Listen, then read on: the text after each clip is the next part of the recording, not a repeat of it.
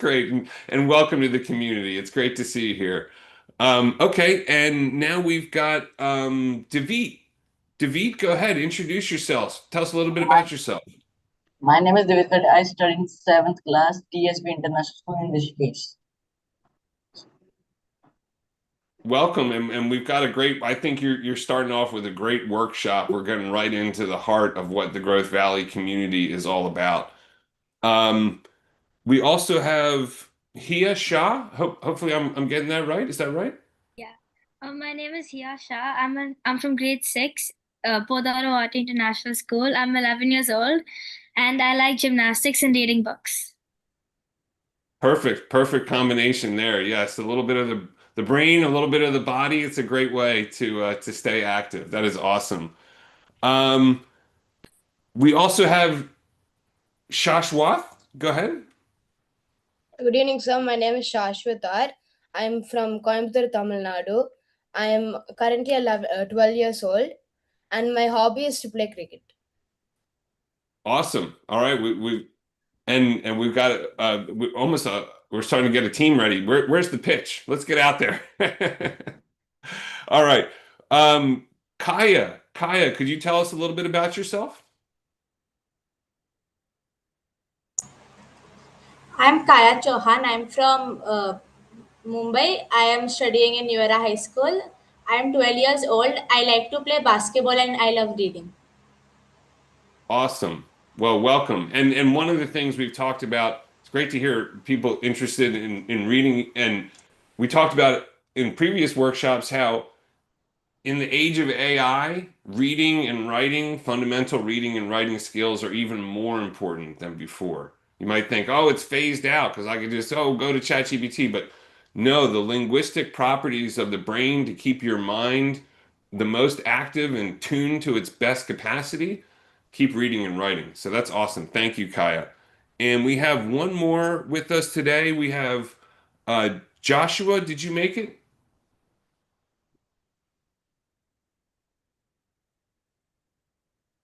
Not sure if Joshua was able to join. If he does join, then we'll be able to bring him in and welcome him at a later point. But before we move on and introduce the mentor, I would like to recognize one of the achievements of one of our students here. And Rayansh has done just an amazing thing. Fourth time in a row, he's gotten the scholar batch. Rayansh, would you like to jump on real quick and tell us a little bit about your experience? Great job, and what you did to achieve that? Yes, sir. Sir, my name is Ranch and I'm like 14 years old. I live in Gurgaon and study in Lotus Valley International School. And sir, like today I got my fourth scholar batch for in a row. I've been getting it from like fifth, sixth, then seventh and eighth. And after 3 years, I got like a blue blazer. And I think that like in the last like 2 or 3 months, GVC has really improved me, which like helped me get my scholar batch for the fourth time. Oh, that is so nice of you, and really, I just want to take a pause here a moment before we dive in and introduce the mentor. How professional everyone has already carried themselves in the meeting here. So, Rayansh, that was just awesome and very humble for your amazing work that you've done. That's really great. And everyone was just very polite and straight to the point and very clear. Awesome professionalism, everyone. So, let's talk about our mentor who will be joining us today. Now, Mr. Sunil Goyal is a real life venture capitalist. And I know we've had VCs on workshops here and there, but we're looking today, Mr. Sunil Goyal is the managing director of the YourNest Venture Capital Fund. So here's the guy that's putting it all together and really it's such a wonderful path that he's taken through life. So he previously worked at Airtel as a COO, building out the phone network that many of us use day to day. And he's just got an incredible ability to spot good business ideas. And when he's not managing his venture capital fund or bringing together entrepreneurs and investors, he loves to go out and play golf. And he also loves to do yoga as a way to recharge. So clearly, very well balanced, very smart, and very savvy individual. We're happy to have him here today. Let's all welcome Mr. Sunil Goyal to the workshop today. Good evening, and to everybody here. This is Sunil here. Good evening, Welcome, sir. welcome. Good Good evening, evening, sir. Good evening. Good evening. Good evening, sir. Good evening, sir. Good evening, sir. Wonderful. All of you are giving me the time to live my teens once again.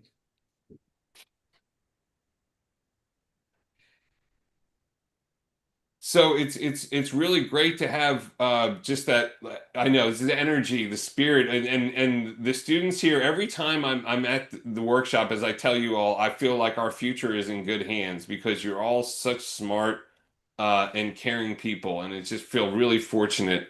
So what we're going to do is, we're going to talk about the art of smart business decisions today, and to kick things off. Why doesn't someone tell us, raise your hands and tell Sunil, maybe a business or financial decision that you've taken in your life, and just give us a short summary of what that was. I know we've got, okay. Mikhail, go ahead. Good morning. Good morning, sir. I'm actually Hey, good really evening. sorry. I'm unable to open my camera. Okay, that's fine. Did you want to tell us about a business decision? Yeah. So basically, I've been wanting this Bayern Munich jacket, but and I finally saved it up. But then I also want this football shoe, not shoe, a glove for my goalkeeping, which was a lot more expensive than the jacket. Mm-hmm. But then I was split because I had enough savings to buy both of them. But then I wanted to keep some savings also. So I chose the jacket, which was actually good, very good quality, and worth the money. Okay, that's and that's always a tough decision. Sunil, when you think about sort of allocating your how much, and I know it's a broad question, but we want to keep some of our savings, right? What do you think about Mikhail's decision there?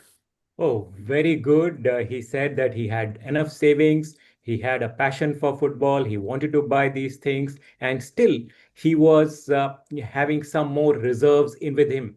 So he still had some savings left out after doing this shopping. That's a great way to put it, that he's gone for a good choice and good quality too. Wonderful. Lavia, how are you? Welcome. Thank you, sir.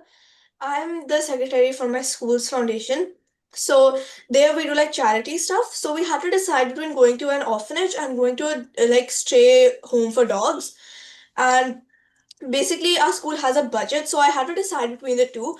Obviously the orphanage was more expensive than the dog home, but we thought that it was because I had a team, so we eventually decided that the orphanage home would be a bit more educational, and like the kids could touch with other kids there in the orphanage. So we eventually decided with the orphanage, even though it was a little bit out of budget. So yeah. Wow. You are learning budgeting at such a young age. So nice. So where to allocate, where not to allocate expenses. So nice. And great cost benefit analysis as well. Even though it cost a little bit more, you recognize the students were going to get a greater benefit out of it. And I think that's certainly something really fundamental there as well. Aaliyah. Yes, hi. So here in Dubai, there's something called an Islamic bank, and us Muslims, we can't take interest. Yeah. So we have this separate thing called a wakala in certain Islamic banks.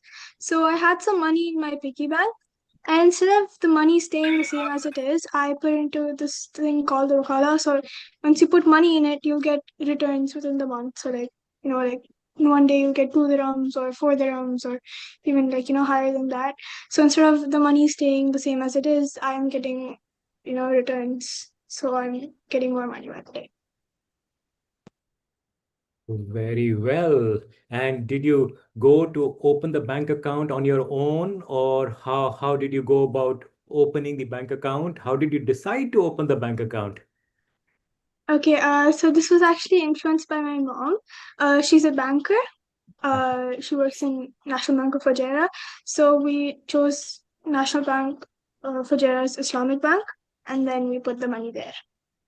So good, so good. You made a choice and you made a right choice to put your savings in the bank account from the piggy bank.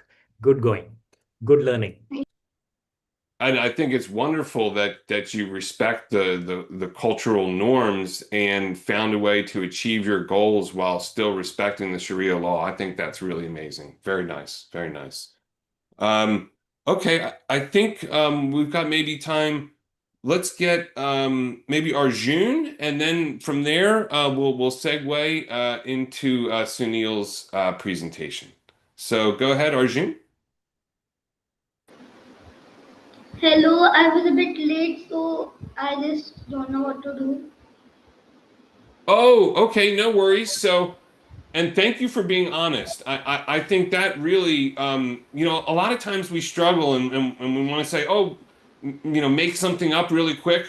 It's always better to be honest and transparent, and that's very professional. So, what we're talking about right now is what's a business or financial decision that you've made at some point in your life, and do you feel that you could answer that for us?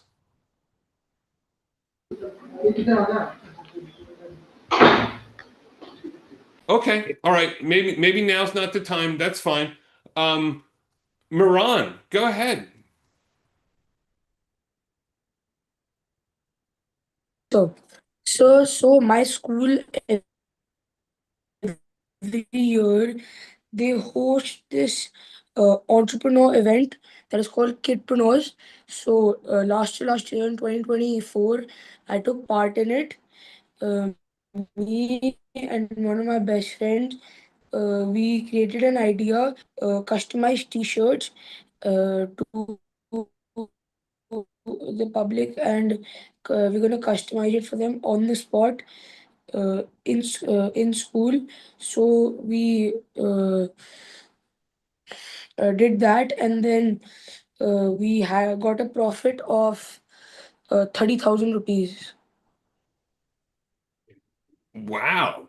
Yes, sir. This is outstanding, dear. If you have been able to make a Thank you, sir. profit from a business idea, you spotted the Yes, customer need, you happened to fulfill that, executed that.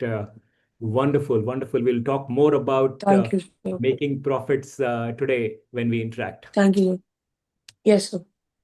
Okay, we've got one more. I think I missed Arjun Maduri, who's joining us very early in the morning from Seattle. Arjun, are you still with us?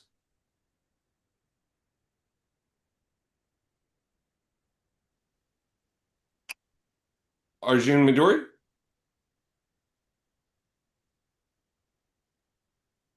Okay, I see you.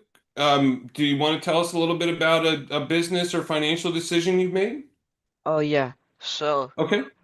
back when like 4 years ago, I think, when I was 8, I was talking to my mom and my dad, and then I had been doing work for them like every day. I came home from school and then um I came into the house and the first thing I did is, Mom, Dad, how much will I get paid if I go clean the house and mow the lawn?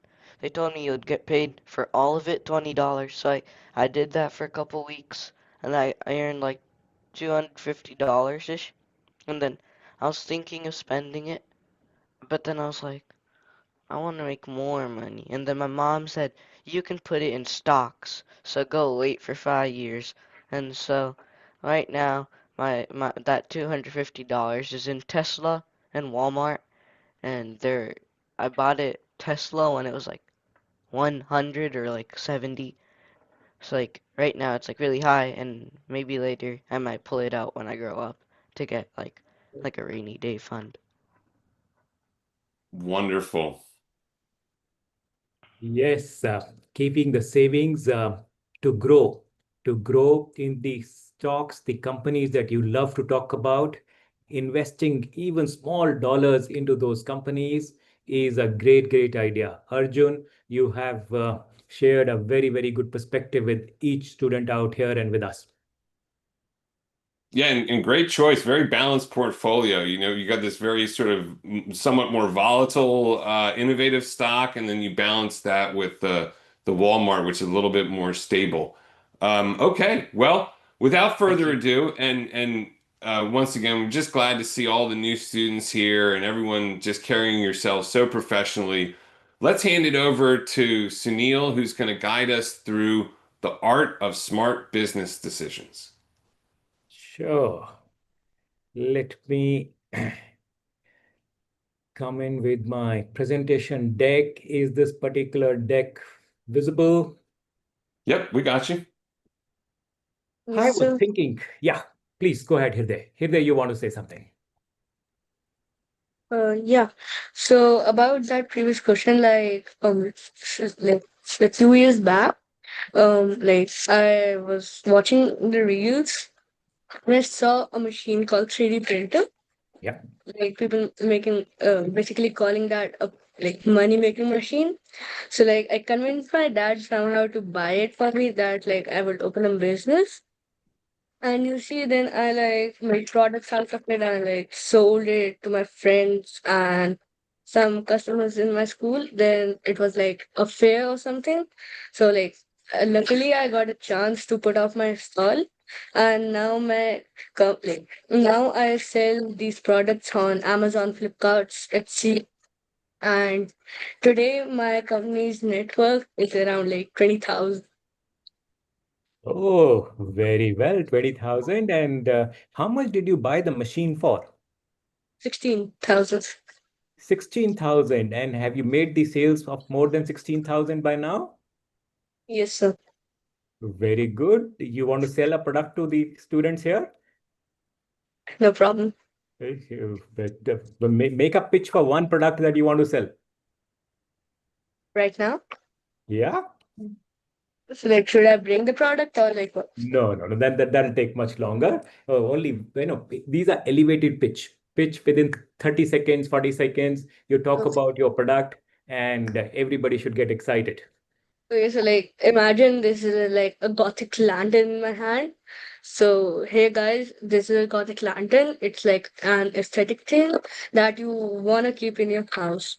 It's like trust me, it also has glow in the dark features. So it is basically lamp and you have it in different colors. It ranges between 200 to 600 on different sizes.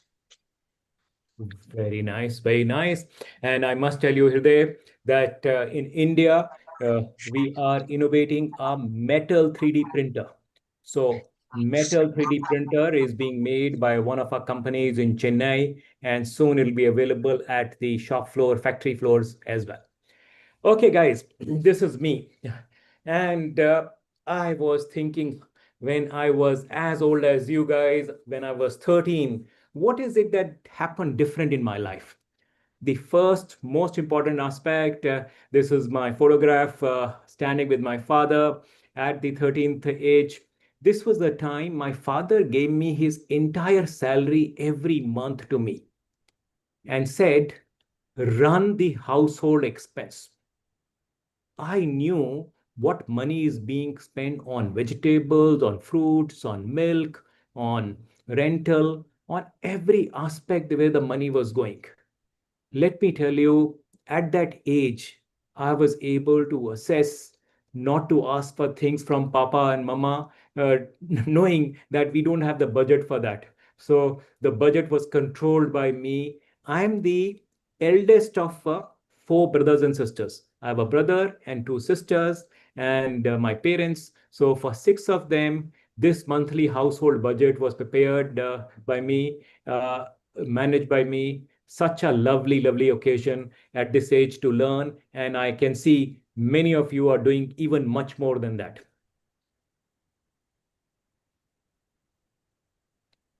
Then, when I passed my 10th standard, I was deputed for an induction at a flour mill, Aate Ki Chakki. This is in Punjab. One of my uncles used to run a small flour mill, and I started to learn business from him. What was I learning?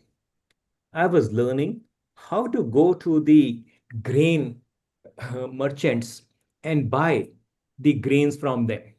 The grains could be the rice husk, the wheat, the chana, and I'll buy them along with him, see which varieties he's buying, and see the delivery happening at the mill, and then seeing the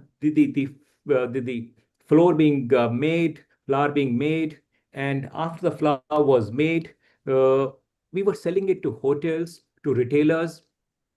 Money was being collected. In the evening, we used to go on a scooter, on a two-wheeler, to collect money from all the retailers and everybody else. And in the evening, we used to sit back and write our books of accounts. Books of accounts, what did we sell? Who do we sell? Who did we collect money? What a simple induction of to a business. Ever you get a chance to manage, run a business, never let go the chance, guys. Never let go the chance to learn from a practical experience. And this practical experience was such a good appreciation for me that I can now appreciate the role of an ordinary businessman, the value they are creating for us, how utilities they are adding, by value they are adding for the economy came in from there. Any questions out here from my learning at that particular point in time at the age of Sir, 15? I have a question. So, sir, a lot of people say that A students are focused on rules and all of this, and other people say that C students are the one that you rule the world. So, can you say what type of student you were? I was, uh, as a student, during my school days, it was difficult for me to study. Yes, sir. I can Uh, understand that. it was very, very difficult for me to study science, to understand physics, chemistry, biology, etc., and even read history and other stuffs, etc. What my mind was, I was able to understand numbers very well.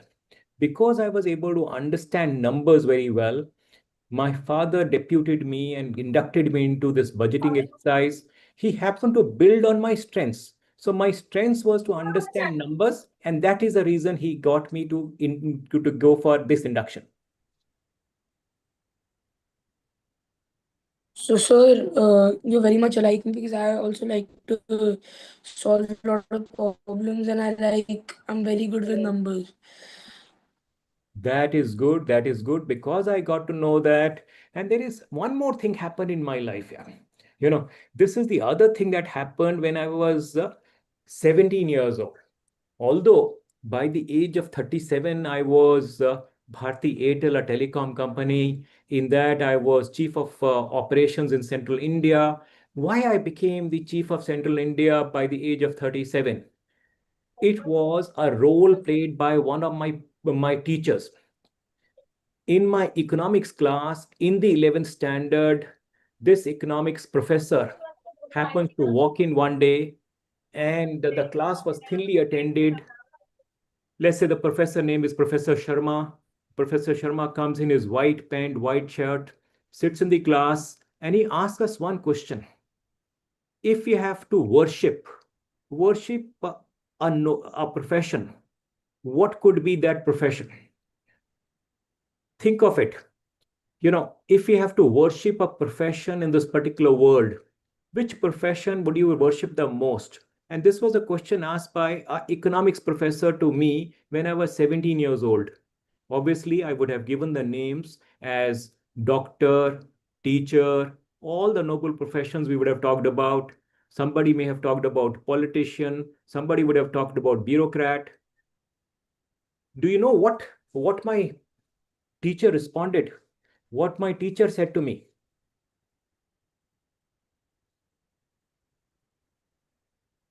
Some idea? No idea, sir. No, you will have the idea. Please think through, guys. Think through. Somebody raise the hand, and Worship. Sheth, I will need your help to get the students to respond. Mahika, go ahead. Entrepreneurship, maybe. Yes, yes. In Perfect. 1984, I was told about this particular word, entrepreneur. And the economics professor said, he's one person, this is one profession which invests in innovation, which creates jobs, and hence one of the most noble professions. It changed my life. It changed my life because from that day, it was very tough for me to imagine as a lower middle class boy to imagine that I'll ever become an entrepreneur. I said I'll prepare myself to enable entrepreneurs to take decisions. So today I'll be talking about how I groomed myself for decision making. So what I did, I chose decision making profession, decision making courses. I became chartered financial analyst. I became cost and management accountant. I did applied economics as a student of business economics. So these are the courses that I was able to do without studies. While it was very tough for me to pass the 10th standard, I must say, 10th standard, I passed with only and only, it'll be shameful to mention that number, guys. I passed it with 47% marks only. You can laugh at it, but my father, after seeing my marks, wanted me to open a grocery shop next to my home. That you set up a grocery shop, by the time you will be graduate, you will make more money. Okay, but thankfully I had this teacher who told me that entrepreneur is the big guy, and I started thinking about supporting and helping entrepreneurs. Seth, I believe there are So, too many so, questions. so now, so hence now look at you now. You listen to that professor, and here you are now. Yes, yes. This Thank is you, very Moran. That's great. Yes. Go ahead. Continue, Sunil. And let's get into some of those business costs. sure. Okay. No, one person out here said that she doesn't enjoy reading books. Actually, there is no apology in that. If you're part of an event like this, where you're doing experiential learning, you are doing something beyond in a practical life outside of school or alongside school, and sitting in such a business workshop, there is lots. You're blessed. You're blessed. So school plus experience puts you in a great advantage. I happen to accept to be your mentor today only when I saw the title Teen Entrepreneurship Cell. Teen Entrepreneurship Cell. And so here am I. What I'm going to be doing today with you, I'm going to be sharing 4 case studies.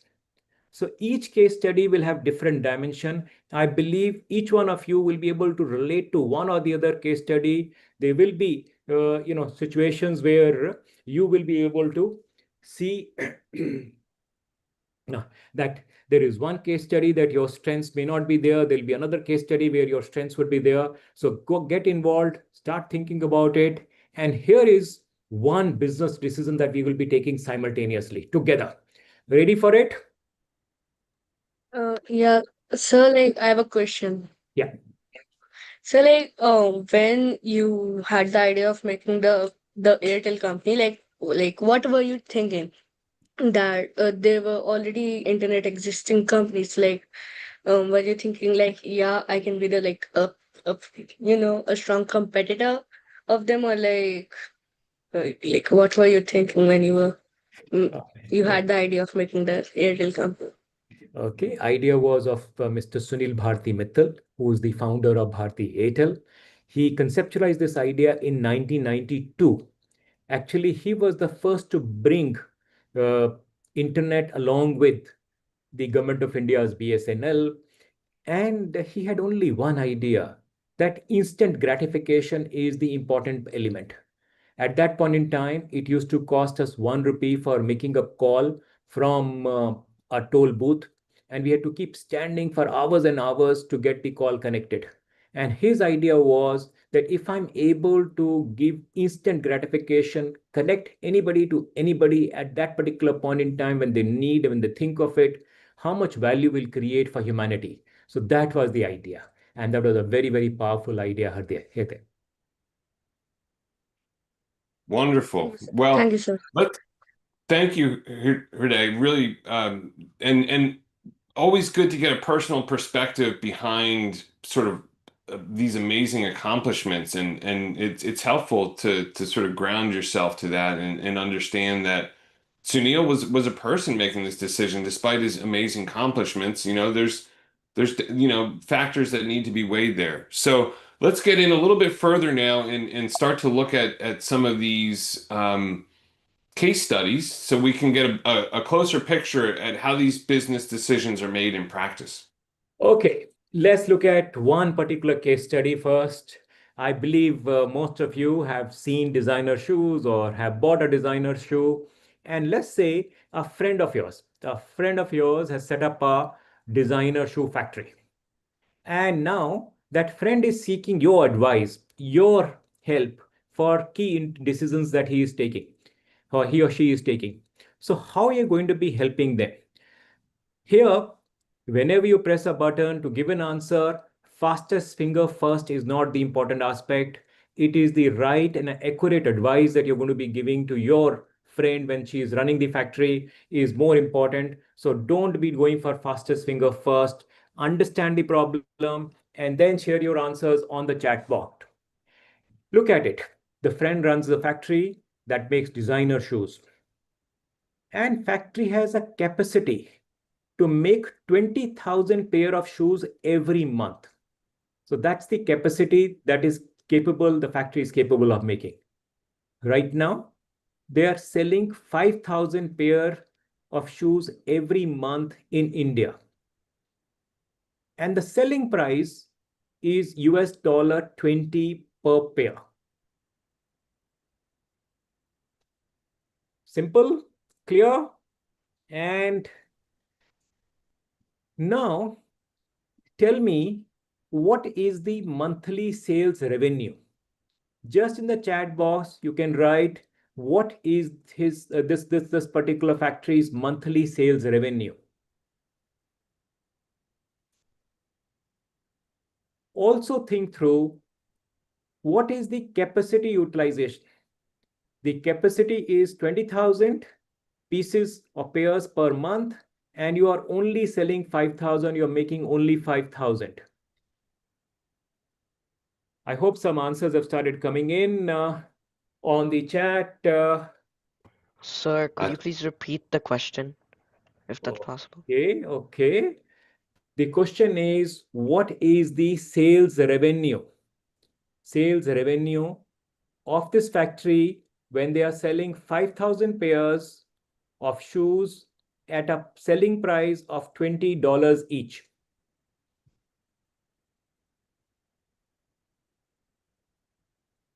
I think we've got a lot of great people are hitting it perfectly here in the chat. We've got a lot of great answers. Everyone's got a lot of people have 100K for the sales revenue and 25%.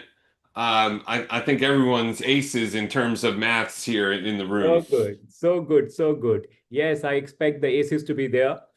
Now let's go further. This particular factory has some fixed costs, and I believe that you understand the fixed cost. Fixed cost is the costs which has to be paid whether you run the factory, you don't run the factory.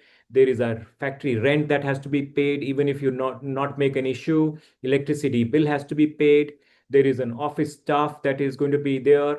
the production floor manager, the accountant has to be, salary has to be paid. So the total fixed cost per month is $40,000, 40K. And to make each pair of shoe, there is $9 that are required to be paid to the worker. So $9 into $5,000, the cost of production is $45,000 on a variable side. What is the total cost of production and what is the profit? How much profit is this factory making every month? 15,000, sir. Yes, yes, you can only write on the chat. Everybody is there. The total cost is there. And So hence, what was question 2? question 2, yes. What is the total cost per pair? So monthly profit is 15,000. Can you tell me what is the total cost per pair? Everyone the pay previous attention slides. here because I know some of this seems like straightforward maths. It's about to Sir, in the get previous a slides, little the question tricky. 2. So everyone pay attention here, okay? Okay. Sir, in the previous slides, question number 2. We're gonna have to keep moving. No, we are So ahead now. We are now any sort of follow-on questions, we'll address them in the breakout rooms, but we do need to keep the momentum going now. Yeah. What is the total cost per pair? Anybody has come back on that? What is the cost of production of per pair? Neva, good. Yep. Saramati, yep. Breedy, good job. So $17 per pair is the cost of production. Now, this is the normal routine. This is the normal day-to-day activity in your friend's factory. There is a big decision coming your way now. There is an order coming in from France. After seeing the quality of the designer shoes, there is a huge additional order coming from Paris. And now your friend needs the help. The help is this French buyer wants to buy 15,000 pairs of shoes. And the buyer says they can only pay $13 per pair. You know, India price is $20. You know, total cost in India is $17. And your friend is asking your advice, should they accept the France order?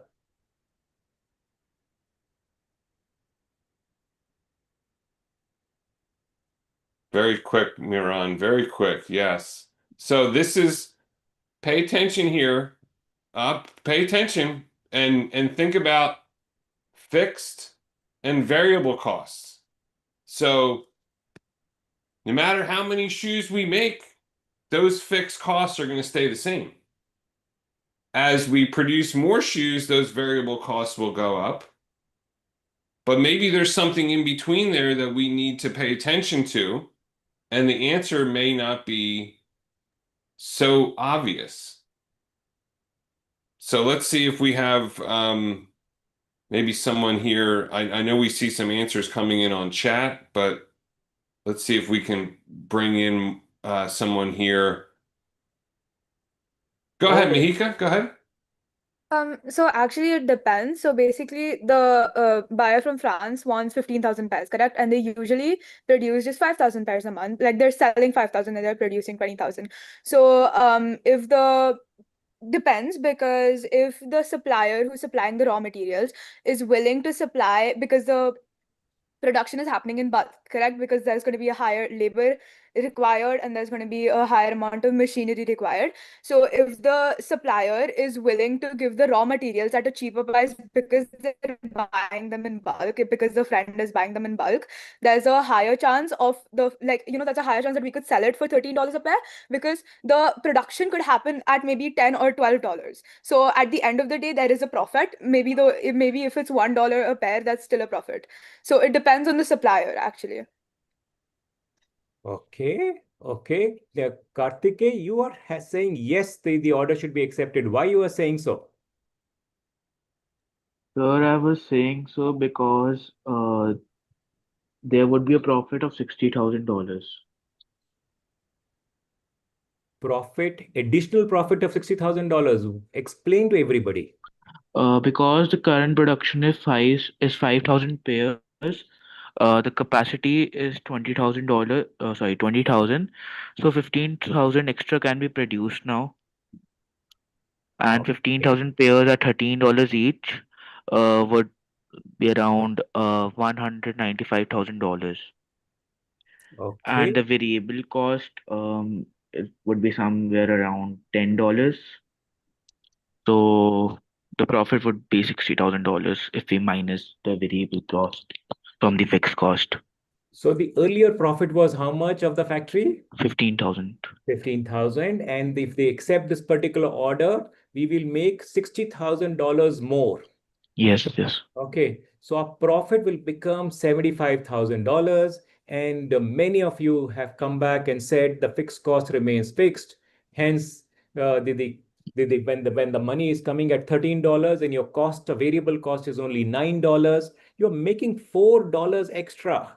$4 extra, $4 into 15,000, $60,000 of extra profit will come to you. And I can make this particular problem more complex and more enjoying for you. If we have more time, we'll come back to that later. Shall we move on to the second case study now, or Seth, you want to I just want to underscore the one point that you made there, and what we're talking about here. This is the economy of scale. So, and that's where businesses that have fixed costs that are relatively low, but understand that those fixed costs, as they stay the same and the production capacity increases, there's more opportunity for profit in that production capacity. And that's why in the first place, $13 a shoe, that doesn't seem to be a good financial decision. And we saw a lot of people saying, no, no, no, no, no. However, if we look at as that production capacity increases, the cost of production per each unit goes down. The overall cost of each unit goes down. So the business becomes more profitable as it scales, in which case that order does make sense. It's a little bit of a trick question, and something I think is as you go into a business to look at, okay, if this business has sort of low costs, like, and maybe it's not a product-based business, but it doesn't have a lot of inventory or any other cost, then the more that we scale up, the more profit that we make. So just something to bear in mind as you evaluate different business ideas. Excellent. Sir, I had a question. Okay. Yeah, Seth, later these questions. I think we're going to hold the questions for before we get into the breakout rooms. We want to see this second case study here. Okay. I believe you've seen Shark Tanks and you've seen how the sharks play. I want you to play a role of a shark. Playing of a role of a shark means that you have to think. And here is an opportunity for you. Would you advise your parents to invest in your friend's mom new business? Your friend's mom has come up with a great idea, an idea to set up a millet bakery, a bakery which is from a health point of view, a new journey. And you know that how health conscious we all become, and we want gluten-free products. And with this particular trend being kept in mind, your friend's mom has reached out that she needs some money to buy the ovens, the ingredients, the packaging material, etc. And she's asking the all friends and family to invest in her bakery. Your parents have some money to invest. Would you advise them to invest or not?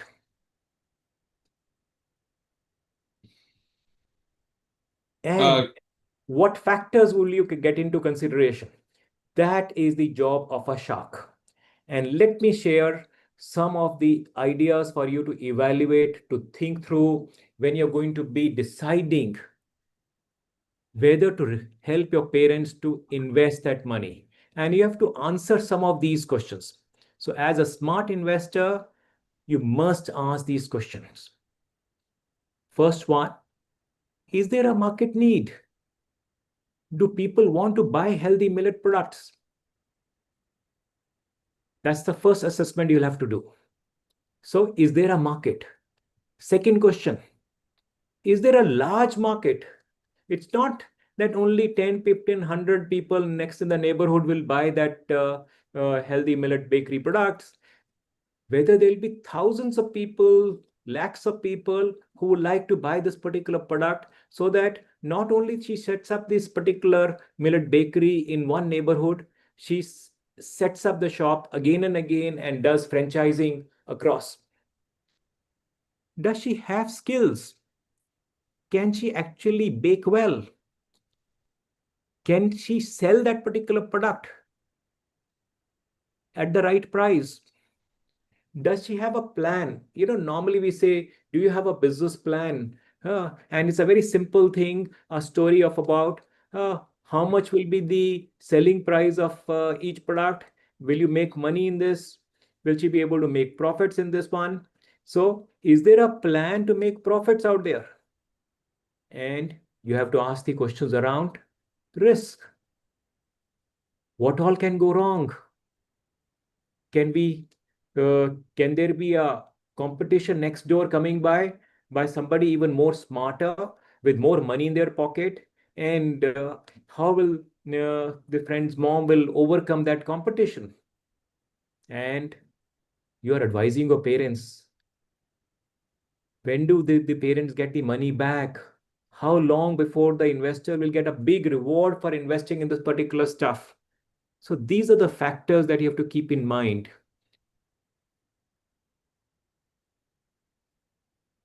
Rayansh, I see you have your hand up. What questions would come to your mind, or would you invest in this millet bakery? It depends. In my perspective, it's about if you know her quite well. Like if you know that she's not trustable, she's does not gives like she's gotten for a bill, sometimes for any other use, she does not give money back. So if it was like that, I would have not invested, believing even if it was profitable, I would not get my money back, and she would keep it for her company. And if lost, so then also she would not give us money back. But if the person, if she is trustable, she returns money, loss or win, nothing. But then it's actually trustable, and I would like to invest even if a company goes to a loss. Wow, trust is a very, very important factor. Very, very important factor. Good point brought in, Priyansh. Yes, that's great. And certainly a lot of introductions to venture capitalists occur through a network of trust and a community of trust. So it's really great to underscore that. Krishav, you've been very patient. Go ahead. What do you think about this millet bakery? Good idea, bad idea? I actually would actually first research in my own neighborhood if there's actually a need of the product. Yes. Like, because they would be the first customers to the bakery's products. So if there is no need of it, then I would advise my parents not to invest in it, even though it might be a bad thing socially, because it might create a bad impression in her head of us. But from a monetary perspective, that would be the smart decision to not invest initially if there's not a need in the a local neighborhood. But if there's a need and there are a lot of fitness people and like a lot of very conscious people of what they eat, then I would surely invest because there's a initial market in the neighborhood, and eventually we can scale it up because in metropolitan cities there are a lot of people who are very health conscious. Krisha, we have brought in very, very important perspective. First perspective that you brought in, that you will do primary research. You will not believe in anything which is written here and there. You will do the survey and do the primary research to establish whether there's a market for it. That's a good starting point. And second is, if your decision comes out to be no, you will be bold enough to convey no. When you convey no, it does not break relationships. Saying no with a very, very calculated mind that this is my research, this is my factors, and hence at this point in time, I'm not looking to invest in your idea. There'll be a right time when I can consider it, but not at this particular point in time. And when you're free and frank, no relationship is broken. Okay. That's Thank you, sir. Yes, and thank you, Krishav. And market research is a whole industry for that reason. Understanding and something we may come up, but another way to talk about this is product market fit. Is it the right product for that market? Is a people are eating healthier, but is the millet bakery the solution that's going to fulfill that need? Really, really great points. Sean, you've been very patient. Go ahead. You're very savvy. What would you think about this investment? I think I'd rather quickly say no to the idea. I'm just going to go ahead and address the question on Spain. Is there a market? I mean, definitely the market is growing exponentially. It's growing at the same rate as you'd say the chocolate or coffee industry. It's growing at about 15% per annum. It's a large market, definitely. Within India itself, there's about a market of about 3 million people already. And the market worldwide is projected to be about $13 billion by 2033. And that does mean that there's a big market available. But the problem is that if she's doing a home-based bakery, right? Or even if she does a restaurant type bakery or a cafe or such, she's not going to be able to address that. She won't be able to have such a big hold even over the city range, right? Just breaking even from the initial cafe would take up to 3 months. I mean, 3 years, sorry. So the 3 years breaking even with the initial cost of about 70 lakhs of just getting your cafe rented, getting all the equipment, etc. in Bangalore itself, to have a small area of maybe just one district within Bangalore. I'd say you need at least like a good 10 cafes to get a good grip over just this city. So that would be a lot more expense than she would be ready to handle. If she's thinking about starting a bakery, then she probably does it at home as maybe a hobby or something. So she definitely does not have the skills required to manage the 10 different bakeries in one city alone. Right? Even if she does start selling online as well to help compete with online stores, or if she starts selling on Blinkit as a partnership either, it's still going to take her a lot of time and effort, because even if she starts getting the orders online, she's going to have a tough time competing, because this sole amount of equipment required to go ahead and produce at the scale that would be required if she starts selling online now. Sean, if you have seen the Shark Tank, if there is an idea, there is a market, only way that you can invest in that is what price do you want to invest in it? Let's say you're giving $1,000 as the investment. But for that $1,000, would you like to take 10% shareholding in the company or a 20% shareholding? If the risks are high, you will ask for 20% shareholding in the company. If risks are low, you will ask for 10%. So there will be a situation with basis your study, either you'll walk away, but if somebody is walking in and saying, yes, I want to invest in this particular idea, you have to negotiate the shareholding that you'll get for the money that you're investing in. I think it's some really great points. And another thing that came up, I think Sean's really great point, and as well here in the chat, this idea of scalability. And as we've talked about before, now we're talking about a personal investment, but operating as a venture capitalist, we want to see a 10x return. And for that potential to occur, this really needs to be a scalable business. And something that's very heavy with logistics, you got to get the ingredients, you got to get them there. It's also heavy with personnel. You got to grow your staff and continue to grow that staff across those 10 locations. Scalability is a real challenge here. And you can see why software companies are so appealing to venture capitalists because there's very few limitations on scale. If you create an app, you just need more servers, and there's plenty of people willing to lend you that server space. You don't, yes, you may need to add a few more people here and there, but not nearly as many as a bakery would need to add as it would scale. So I think this point about scalability is one of those things that also makes a very attractive investment. And I think you really did a great job of underscoring that, Sean, in terms of all the challenges that she would face to scale that business. And then what Sunil is saying is that, okay, if there is some question about whether it can scale, then I need to take a bigger stake in this because, and I may need to keep feeding capital into it, and that's going to change my stake in the business based upon that risk reward return and the scalability of the business. Yeah, Sean is ready for board membership. Can we just get him just straight through already on the board? I tell you. Yes. He's doing a comprehensive risk reward analysis of the investment opportunity. Good going. Fantastic. All right, let's get back to the workshop. All right, Sunil, thank you. Section 2 of this. Now, let's say you have invested. Now, how are you going to be helping it to grow? So it is not about just making first investment. You can't sit on the sidelines and let her fail. You have to now enable her. And there are various aspects that you will have to then do, and you will have to think through. If I've invested in some business, you're not sitting on the sidelines.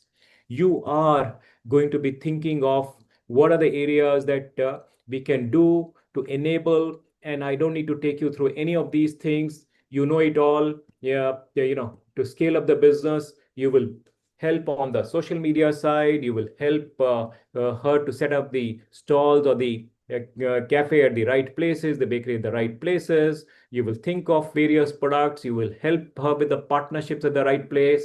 You will help her with the scale up plans, etc., and do everything related to a brand. So the purpose is not only just making your parents invest. You have to, after that, handhold her.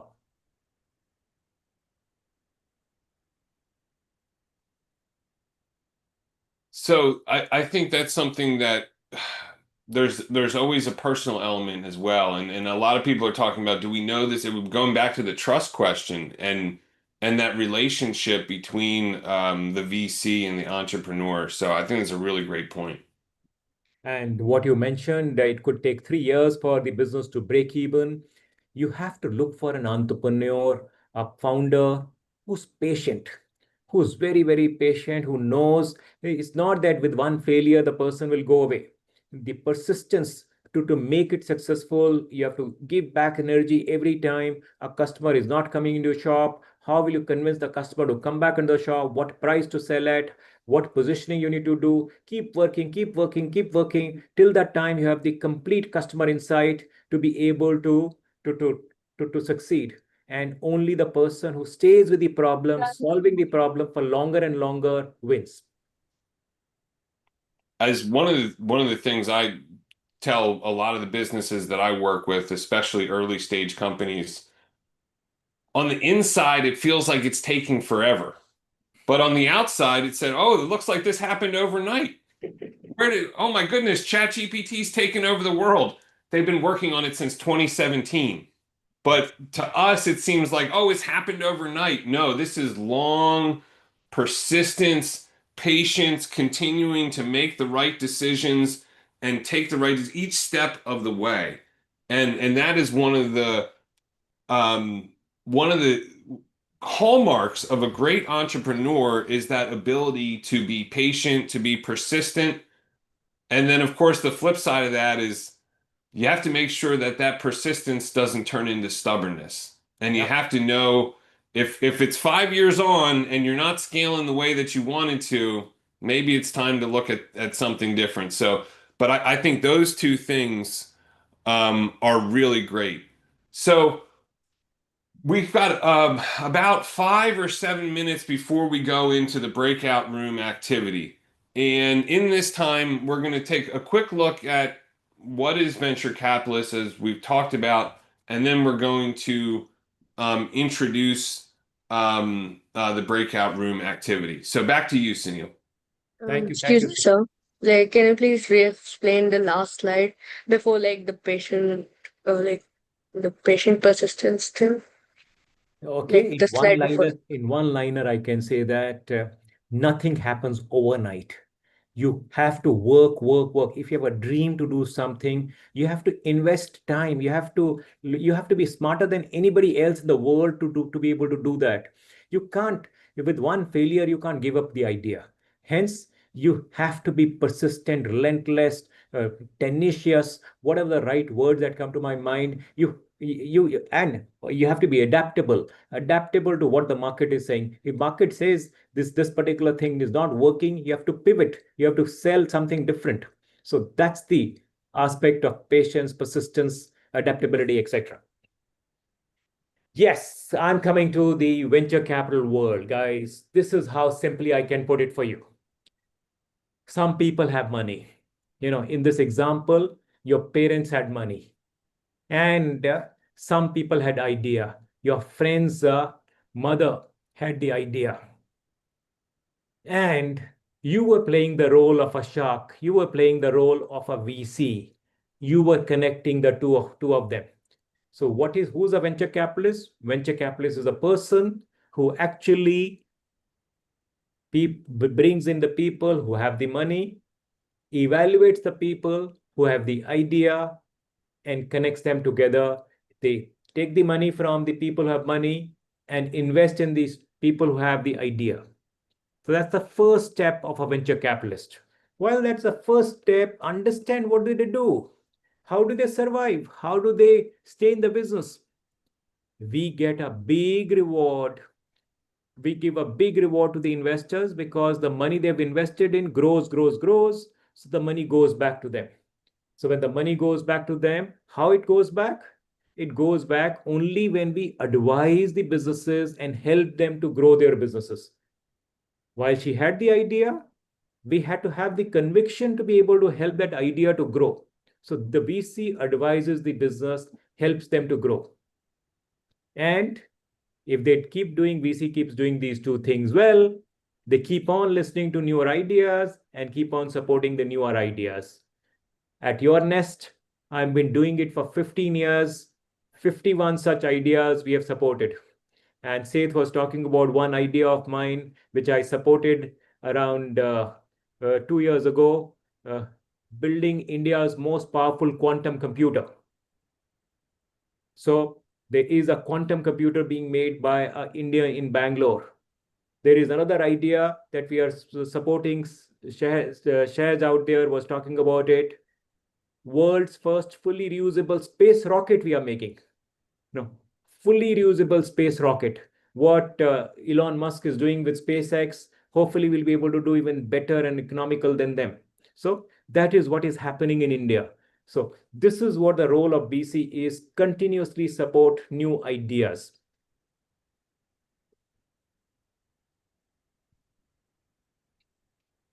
Now, Seth, we can go into the two case studies. You tell me whenever ready, we can start the case studies. Sir, can you show the previous slide once, please? Okay. Thank you. And I think really to encapsulate some of what Sunil said here, a lot of it is about relationships, building relationships, and connecting people together. So connecting investors and people who have entrepreneurs who have ideas. And as we've seen in some of our previous venture capital workshops, VCs know that not every idea is going to work. So they have to look for ideas that can do 10x, because that 10x idea is the one that's going to pay for the other ideas that didn't quite make it. And so that's, part of the VC is looking for these sort of moonshot ideas that are really going to blow up and be incredible, so that if one of them blows up, that's going to carry the rest of the portfolio. So let's move on to the breakout activities, and let's look at this first breakout room activity. I think you guys are really going to enjoy. We've got two pretty cool ideas here. Yes, yes, I'll love to walk into your breakout rooms and understand how you're cracking these problems. The first one that we have is what you see and experience every day at school. So when you experience everything at school, what is it that annoys you? Which is that problem that you would like to solve? There may be such problems that we elderly are not able to relate to. We are not able to, we are not caring about solving that. Whereas you think if this particular problem is solved, you will be happier, and maybe you will be able to pay more for the school fee, or maybe able to do something different. No, it could be as simple example of solving the problem of heavy school bags, slow internet at school, playing courts are not available when you want to play any sport. Access to the science lab is tough, and the course is taught uniformly to every student of every age. So you're not able, some students are not able to catch up. So I don't know which problem you like to solve. That is open to you. You identify the problem, define what is the problem. Let's make sure we're on mute, everybody. Sorry, go ahead, Sunil. Identify the customer who faces this particular problem, and whether they'll be able to pay for it or not. Imagine what is your solution. So all your imagination has to come in while the problem is defined, whether to identify the customer, and now you have to imagine your solution. And then the bigger one, scale. Can you make it big? Is it a real problem with a simple solution that many students face and can actually be built? And you can deliver it as an app, it as a product, as a service, whatever way you want to present it. In your breakout session, you're going to be thinking of this big problem that you're going to be identifying and overcoming it. So that's the first one. Now let me take you to the second one. And I just want to mention, as we go into the breakout rooms, you have an option to choose between these two.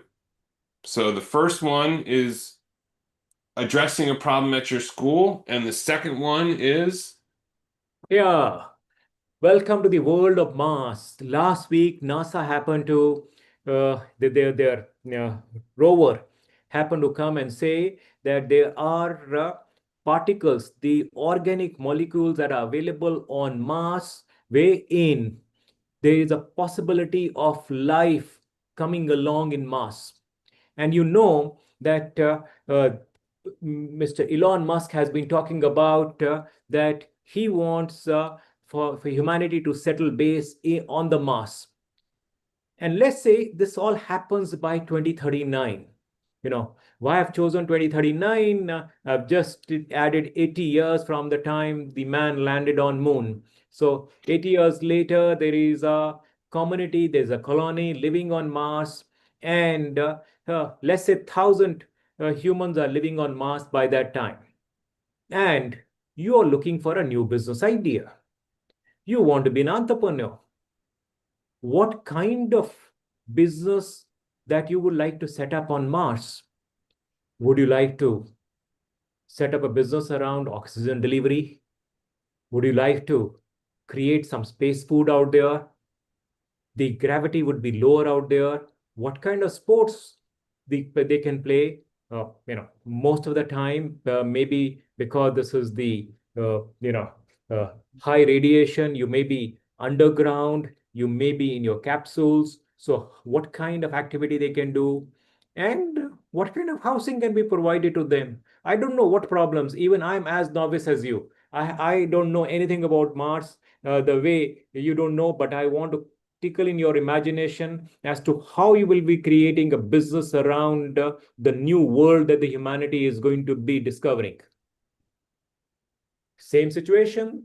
You're going to be looking at cost-effective business solutions, the things that can be delivered, define the what business you're going to be setting up, identify the customers who needs it, your solution, why will it work, and does the idea really solve the real need? Limited resources are going to be there. I don't know what kind of resources are going to be available out there. Imagine them and think of a good long-term plan. I think this is such a great set of options that we have here, Sunil. Thank you so much. So on the one hand, we have, very practical. What do you see in your school that you need day to day or that students need day to day? And that's one of the great skills of an entrepreneur is to recognize need and something that's going to solve a problem for someone or make their life better in a way that's going to have a real impact that they're going to tell their friends about it. So let's think about that in school. What can you offer? I'm going to make this up. Probably not a great idea, but I'm just going to put it out there. What if you offered a pencil sharpening service? Very low overhead. You don't even need the pencils. You just need the sharpener, and you charge a service. Maybe it's a little bit for each pencil, but that starts to add up, and there's plenty of pencils that need to be sharpened. Again, maybe not the best idea, but I'm just going to put that one out there. And sorry, you can't use that idea because I already mentioned it. Now, on to the second one, let Mars and all of the fundamental, start to think about fundamentally, what do we have here on Earth? All the things in our life that we may not think about. For example, what happens when we flush the toilet? Well, that's got to go somewhere. And on Mars, it's got to go somewhere too. Now, that might not be the prettiest business, but waste management is still a very viable business. So think about all the things that happen around and surround our life here on Earth. And then how could those, present opportunities that you could pursue there on Mars as a business. And it's really been very interesting lately to see that what was once hypothetical is now becoming quite real. And there are VCs that are investing in mining companies that are going into space, all sorts of very interesting things happening that it's really becoming a reality now. So I think with that, and thank you, Sunil, what a great introduction and great set of opportunities here for the students to look at this. What's the need? What's the market? What's the business fundamentals? And how can you make it grow? Let's look at how can we express ourselves in this, cover the important aspects of being an entrepreneur, and know that it's not a right or wrong answer, but it's the level of attention and care that you give to this activity that's going to produce the best result. Absolutely. All right. Thank you. So with all that being said, let's move into the breakout rooms. I know we do have some lingering questions. Sunil and I will be visiting the breakout rooms. We can address some of your questions there. If we're not able to, don't worry, we're going to have a little bit of time after the breakout rooms as well. So you should see the breakout rooms open up and you'll begin to be assigned to those breakout rooms. And I know you're all going to do a great job in supporting each other and making sure everyone has a voice in your group, which is very important.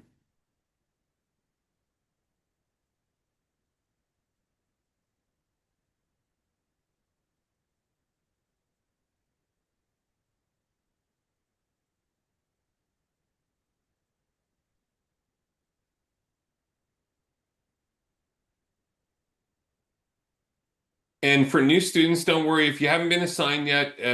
We'll get you into the room. You'll see it happen automatically as you'll be assigned to that room.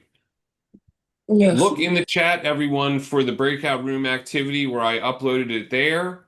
And what we're looking for as far as the output is maybe a 3 to 4 slide presentation that captures the important points that we talked about.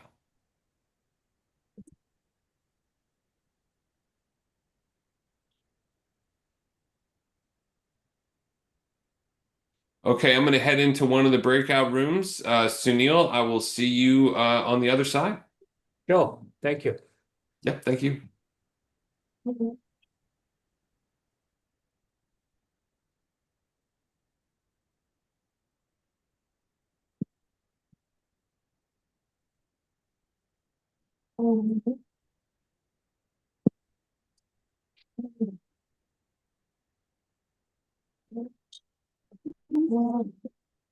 Sunil sir, can you please join your room? Miran, you too? Tell me, how So do how I do do I it? so how do I join the room? Just 1 second. I'll just allot you to one. You can keep cycling through, Sunil sir. I'll just put you in one of them right now, and then you And can. how do I keep moving out? Okay. There should be an option. Wait. Miran, you should be able to join your room as well. How so I don't know how to. Just 1 second. The others, can you guys please join your rooms?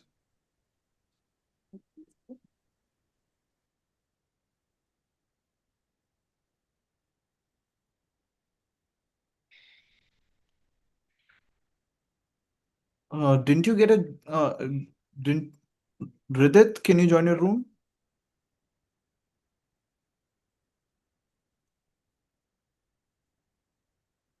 Abhigya, I think you can also go around a couple of rooms perhaps. Sure. Yeah.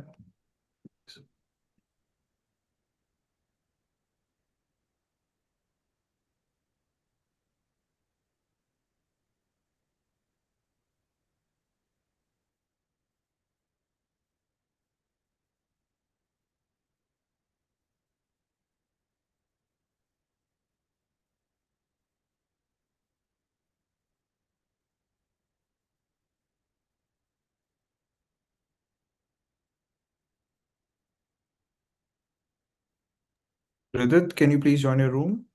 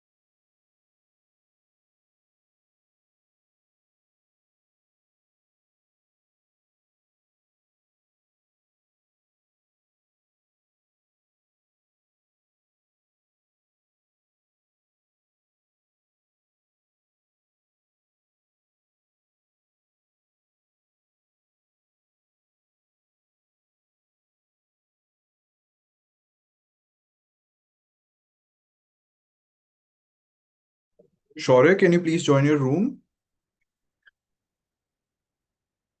Advait, Shaurya?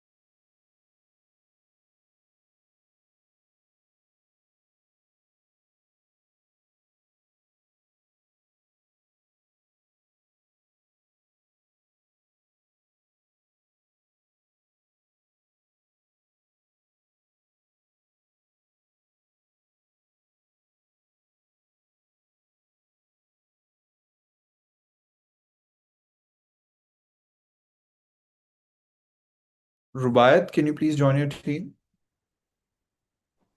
Uh, yeah, I don't know how to do it because I'm not getting the option.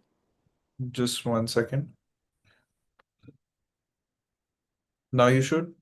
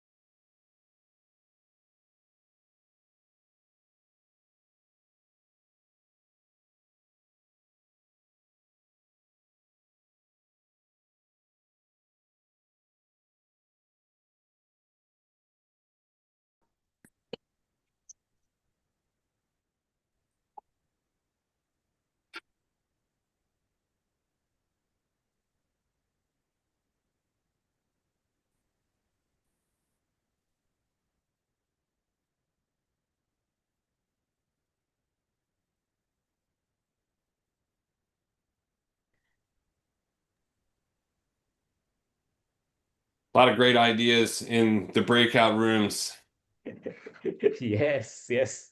I was enjoying it. I came back to the room 1, 2, 3, 4 once again after doing my 16 to 29. Awesome. Yeah, yeah. I think as well is the communication. And I love seeing ideas and open communication because we don't always agree. And so having the ability to openly communicate. And it was a great thing that Victor Glover said when he was on the Artemis capsule. And what he said was, we succeeded not despite our differences, but we succeeded because of our differences. And that idea of having different perspectives is a good thing. And sometimes it's the quiet voice in the room that is the one that we need to listen to. So I think everyone does such a good job in these breakout rooms of listening and offering everyone an opportunity to speak. So I want to recognize that. Yeah. So we'll just wait for everyone to come back in here. I think we've just about got everybody back. And so before we get started with the two groups that are going to be presenting, we're going to have Knowledge 2 and Perseverance 1 presenting. Before we get started with that, I just want to mention the fireside chat after today's workshop is the infrastructure behind AI technology.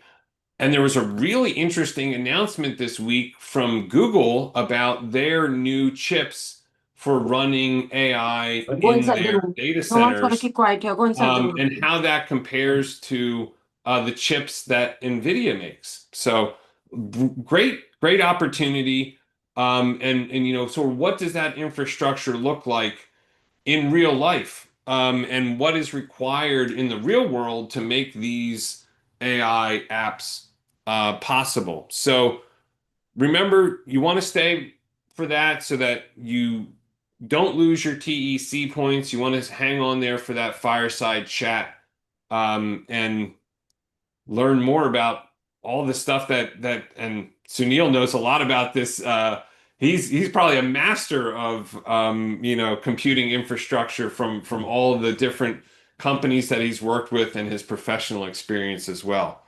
So with that being said, let's bring in Knowledge 2 to present. And well, you're in the Shark Tank now. And although I would say I'm more of a dolphin than a shark, but we've got Sunil, who's going to be a very warm ear as well. So go ahead, Knowledge 2. And who's presenting for Knowledge 2? Arohi. She's going to be sharing the screen. Okay. And we have Knowledge 1 and Knowledge 2 club together today. So it's me, Saramati, Mariam, Arohi, Alia. Yeah, I think that's it. Thank you, Mahika, and for recognizing it's a team effort. That's great. Thank you. Wait, I didn't finish the slides. Can we just explain like that if it is possible? Yes. Okay. So, so imagine waking up on Mars. Every breath you take, every meal you eat, and the roof over your head all depends on a system that must work perfectly. Because on Mars, survival isn't an option, it's engineered. Arohi? Yeah. So, space agencies like NASA and companies like SpaceX are solving problems on like how to reach Mars. But the real challenge is, how do humans live there long term? Because Earth is getting overpopulated, and that is causing like deforestation and all. So we might need to find a new place to live. So we have come up with a solution for that. But first, let's get into the main problems. No oxygen, no natural food supply, and extreme environment. Yes. Alia? Okay. So we don't just generate oxygen, we grow it. So elements like hydroponic and aeroponic farming, plants absorb CO2 and release oxygen. Human breathing equals to CO2, which further evolves into plants and into oxygen. Inspired by the MOXIE experiment, but enhanced with biology. Nidhi? Mhm.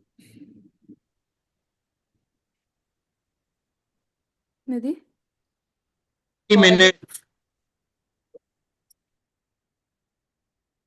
Um, I don't think we can hear her. Yeah. Go ahead, Nidhi. Does anyone else want to explain? Sure, it's fine. I'll do it. I can do it. Okay, do it. Yeah. So algae bioreactors have for very high efficiency of oxygen production, fully recycled water and waste. So a closed loop ecosystem with food, air, and sustainability. Why it works? This isn't luxury, this is survival. No oxygen means no life. No food means no survival. No shelter means no habitat. We use local martial resources, minimize Earth's dependency, and automate systems to reduce cost. This is basically like a subscription based life support, which means it's more scalable and reliable. Now let me tell you about the big vision for us. So we start with the missions, we scale to the colonies, we build the cities on Mars. So Mars life systems become the backbone of human life beyond Earth. Not just a company, the foundation of civilization on Mars. Because the future isn't just on Earth anymore, it's on Mars. Thank you. Thank you. Wow. Amazing. This is excellent. A closed loop bioreactor startup. Holy cow. My goodness. Go ahead, Sunil. No, this is amazing. Understanding the need for survival versus luxury, and focusing on anything and everything which is essential from every moment for humanity to be there, and building a closed loop, interdependent solution for this. My, what a thought! You guys are amazing. You guys are amazing. Thank you. Thank you so much. Wonderful. And I love also, I want to mention how everyone was very flexible and fluid in that. We had a couple technical issues and you all just kept moving, quick transitions, and respectful and supporting each other. Amazing. Amazing. All right, Perseverance 1. Go ahead, Perseverance 1.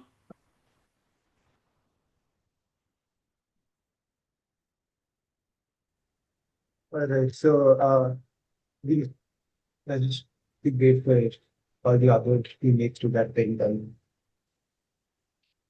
Okay, welcome and good to see you, How are you? I'm fine, sir. How are you? Doing well, thank you. So, funny thing before we start, there was a notification shared by the GVC team that you can work on the thing over the weekend. So, we just discussed our ideas in the breakout room. So, we'll share our ideas. I think we're all pretty ready with that. So, I think I'll start.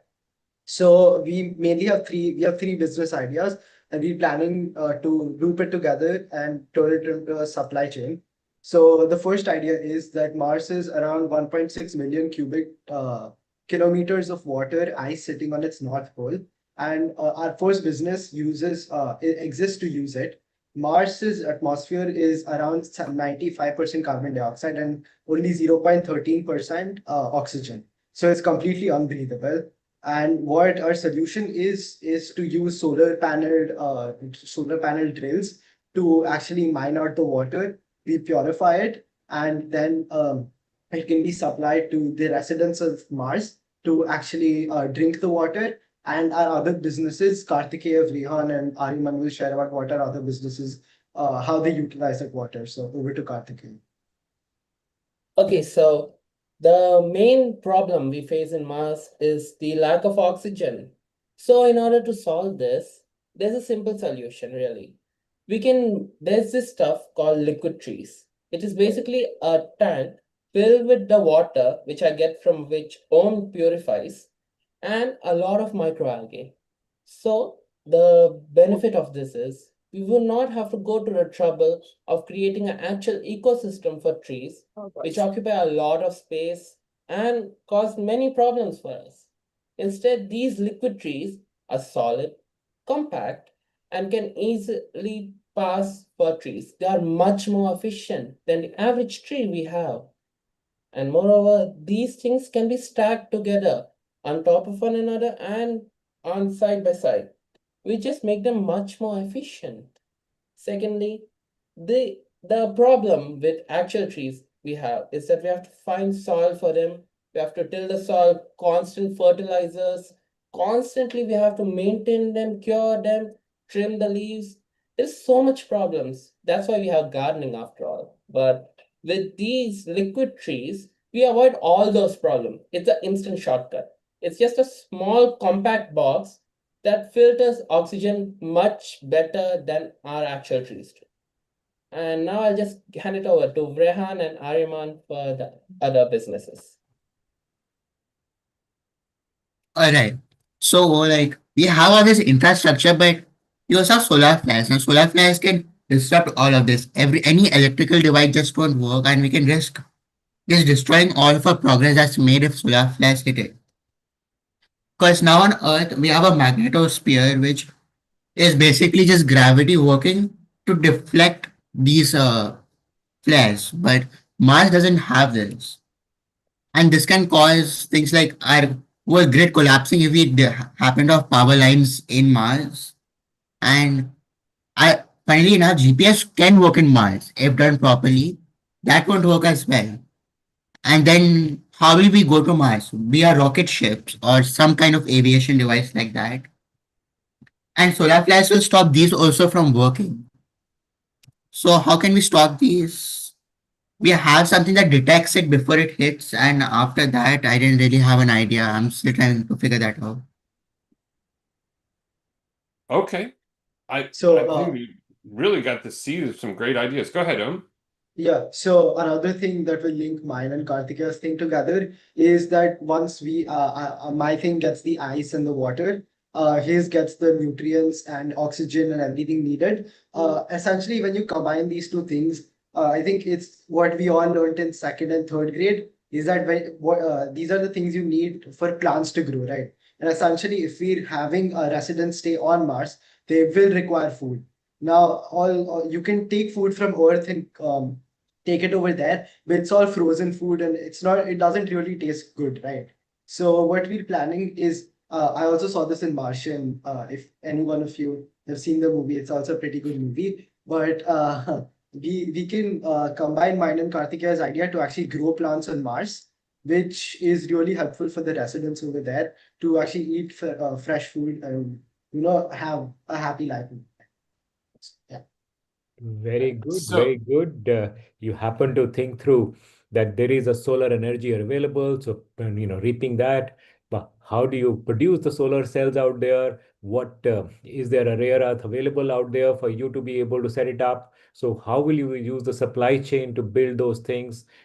Think those elements as well. But the forward integration thought is very, very good. I'm happy to hear about liquid trees too. So good.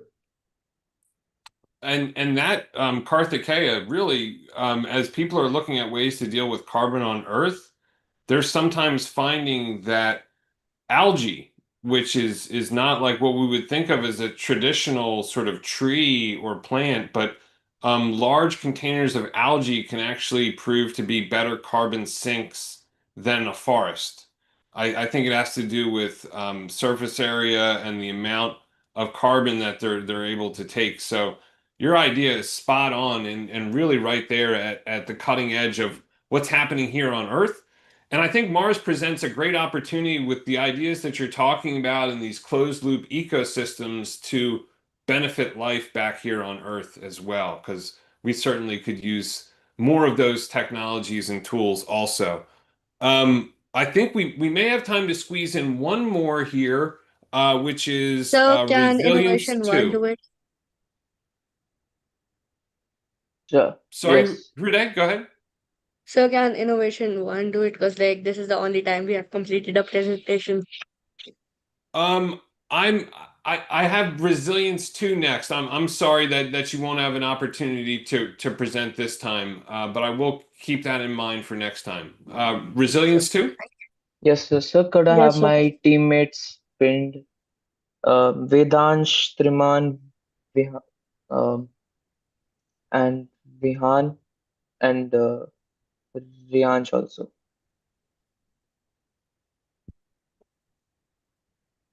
So starting with it, so we all know, I'll share my screen also.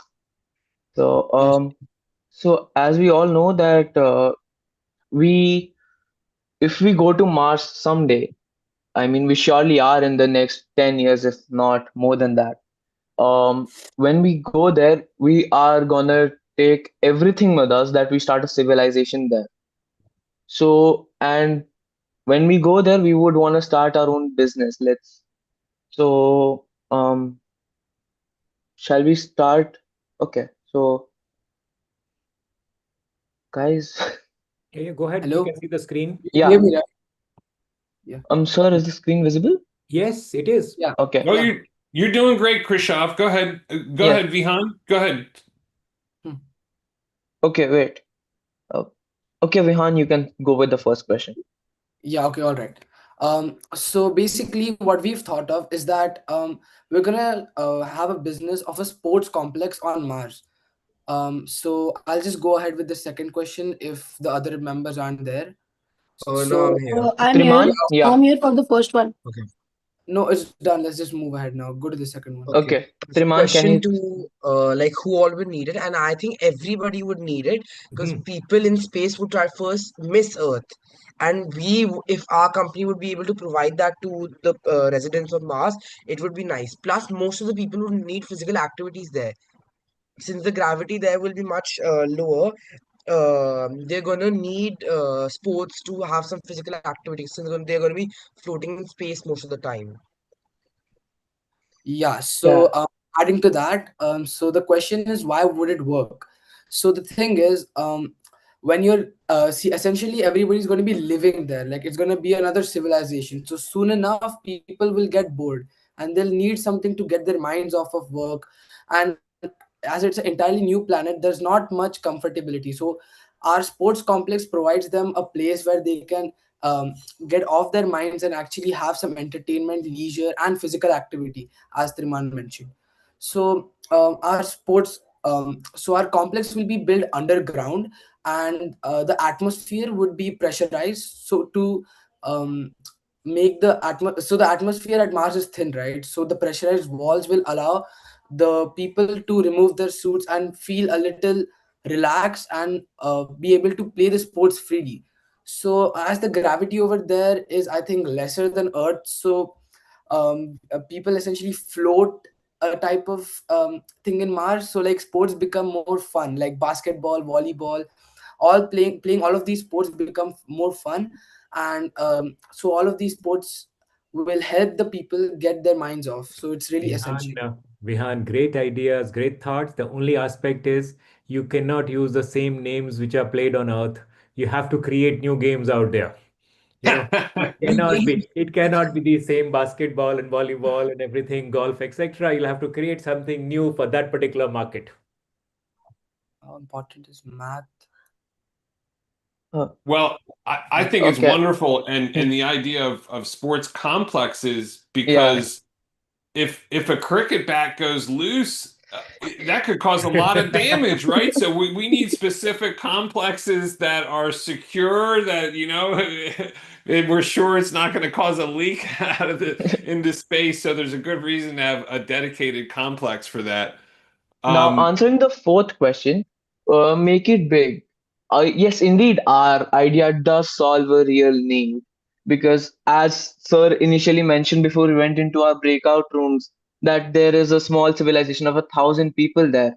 So I would assume most of them are researchers, scientists, astronauts who would spend their days, like 90% of their days in labs researching stuff, so they would obviously need to take their minds off things.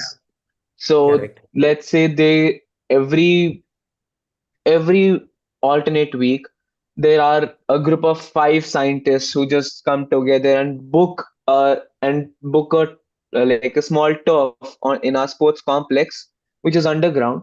And then as the civilization keeps growing, and then we can create even more complexes throughout the civilization, which will give us more profits. And let's say there, because again, the magnetic protection of Mars and the atmosphere is really thin, asteroid showers are really frequent there. So let's say there's a very close asteroid shower, like let's say there's an asteroid shower in the next 12 hours. Our sports complexes can also act as shelters for people to live in for the small duration.